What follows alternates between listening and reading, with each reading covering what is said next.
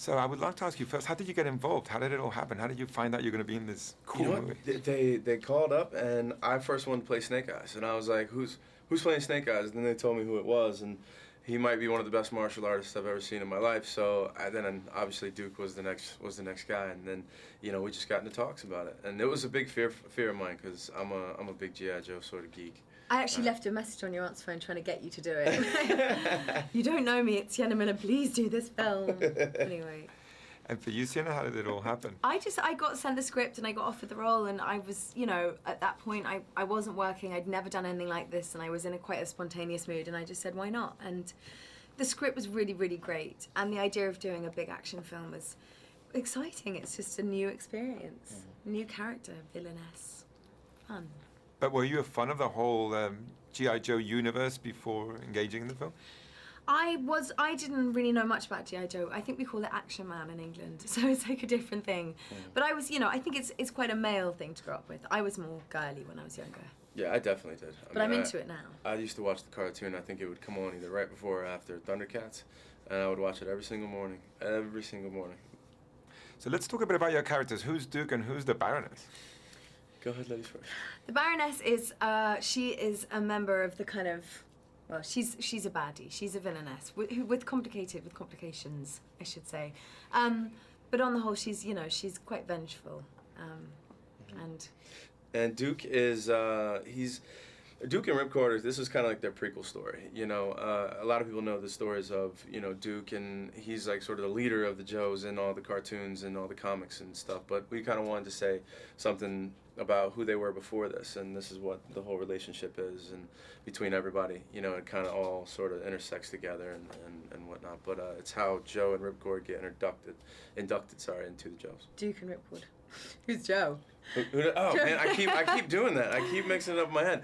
Duke and Ripcord. Yeah. Sorry, not Duke and Joe. I thought G.I. Joe was one man called Joe when I got the script. A G.I. who was called Joe. I got it completely wrong. How physically demanding was it? Because I've seen just a few minutes, and it looks so cool with so much action. Yeah. But I mean, you must have prepared for this. She actually got to prepare more than I did for as far as the fighting. I only have really one big fight scene, and that's with Snake Eyes, and that was that was a lot of fun. But my stuff's mainly with like shooting guns and stuff. Hers I had to learn, choreograph. We did 6 weeks of fight training. I had to learn how to kick and do all sorts of, martial arts, and actually learn a choreographed fight that I had with Rachel Nichols, who plays Scarlett. So that was fun. Yeah. It's a pretty good girl fight. There's it's brutal. We go at each other. About the best girl fight I've seen, so for sure. Yeah. That's interesting. What about what you guys are wearing? You have that really special suit on, and you look fabulous, definitely. What was that like? I don't want to talk about the suit. He hated the suit. I don't want to talk about the suit. I'm not. Paramount does not want me to talk about this suit because the suit was absolute torture. But it looks great on screen. And really does. It does. I had to squeeze. My outfit was not the comfiest either. True, but that's right. Mine was skin tight leather. We had to talc up my legs. I had to lie down and squeeze myself into it every morning. But it's worth it because, you're playing these iconic characters. You have to look the part. And the wardrobe designer Ellen Moroznik, she did an amazing job. Yeah. No, it looks amazing. Yeah. I want to ask you about Stephen. What does he like to work with as a filmmaker? Stephen's like a big kid, man. He's just he's a big kid with I like to say $170 million erector set. He's just having the time of his life. If the explosions aren't big enough, he is not happy. And he's just we got to get it going. He's just a big laughing kid.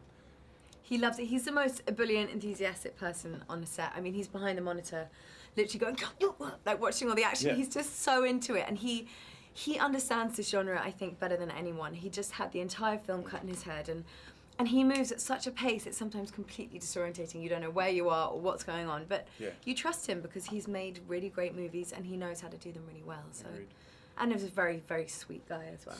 Sweetheart. Yes. Talking about that, what was the shoot like in Prague? That must have been an experience too. I'd never been to Prague. I had no idea. I got there and I had this really, really cool apartment, and I had never even shot in another country before, and it was just, the whole thing was a big experience to go somewhere else with the same group of people and show up and kind of, you bond in another country kind of entirely differently than you do, shooting in LA, and it was ridiculously fun. It's such a beautiful city as well, and we were there at springtime. It was a beautiful time of year to be there, and it's the location is fantastic for a film like this. It's very beautiful European architecture, and the backdrop of having that in the film, I think, really adds another dimension to it. I want to ask the people you're with in the film, specifically you, about Marlon and Rachel, and also the other side, the bad guys.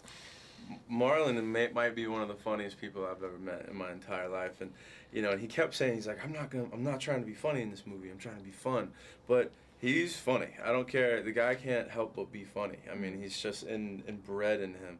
And Rachel's a sweetheart, man. She's perfect for the Baroness. She's went to Columbia. Scarlett. God, I keep messing up all the names. Scarlett. She was perfect for Scarlett simply because she went to Columbia. She was a math major. I mean, she's one of the smartest girls I know. What about the bad guys? Me and the baddies. Well, I was with Byung Hun Lee mostly, who is an amazing guy and a really great actor. And it was fun being with the villains. Although it was hard because we were all such good friends, but every day off that I had, they were working and vice versa, so I didn't actually get to spend too much time with them off set, as much as I'd like in Prague. But my group were good. I just can't reveal too much. Without revealing too much, I've seen that the film also is you use the word funny. It's fun and funny. It has humor in it. How important is that? I think it's actually what the whole movie, these kind of movies, crux on, because if you don't have comedy and a little bit of if the world's blowing up and you're not having a good time while the world's blowing up, I think you're missing something huge. People want to go to see these movies to have a good time. They don't want to be more stressed out when they leave. Yeah. When you touch a subject that is iconic and that many people have loved for many years, there's also that sense of responsibility, right? What do you think the fans of G.I. Joe are going to see in this, or if they're going to enjoy it? And what about the people that maybe are not so familiar?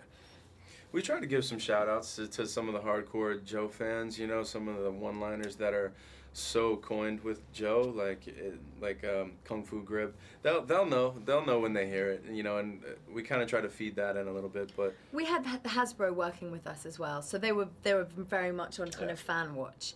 They're the people that obviously have created the whole concept, and so if we were ever not being true to the original story, they would come in. So I think the Joe fans will be thrilled, and I think for everyone who didn't know about it before, myself included, it's a very entertaining movie with great effects, great characters, and I think there's something for everyone in it. And we have one of the original creators of Joe helping us write it and helping us in making sure quality control and whatnot.